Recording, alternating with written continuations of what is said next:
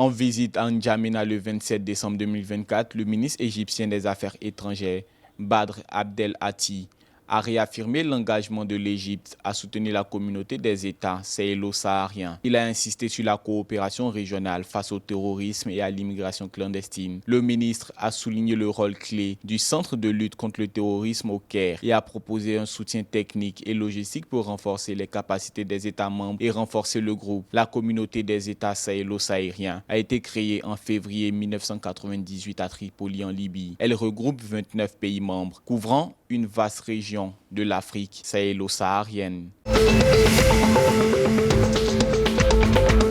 Le gouvernement de l'Est de la Libye, dirigé par Oussama Hamad, a approuvé une proposition visant à supprimer les subventions sur le carburant, sans préciser les modalités d'application. Malgré le coût extrêmement bas de l'essence, évalué à 0,03 $ par litre, cette subvention a atteint 12,8 milliards de dinars en 2023. La mesure pourrait s'avérer complexe dans un pays divisé entre deux autorités rivales. Le trafic de carburant, estimé à 5 milliards de dollars par an, aggrave la situation. Tripoli, sous Abdul Hamid Al-Dabeba, n'a pas encore pris de décision sur le sujet.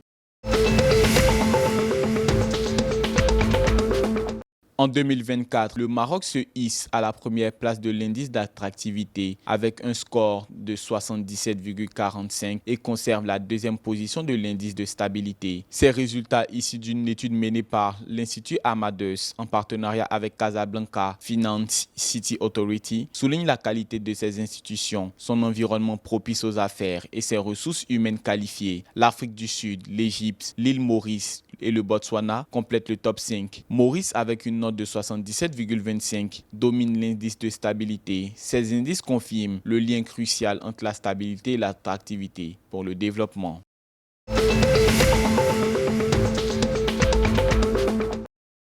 Le ministre des Transports, Rachid Amri, en visite ce vendredi 27 décembre à Tataouane, a annoncé la réouverture en juin 2025 de la ligne Tataouane-Tunis via un bus climatisé. Une solution temporaire reliera Tataouane à Tunis via Gabès ou Sfax. Le retour de la ligne Tataouane-Ben Guedan est prévu d'ici 3 ans.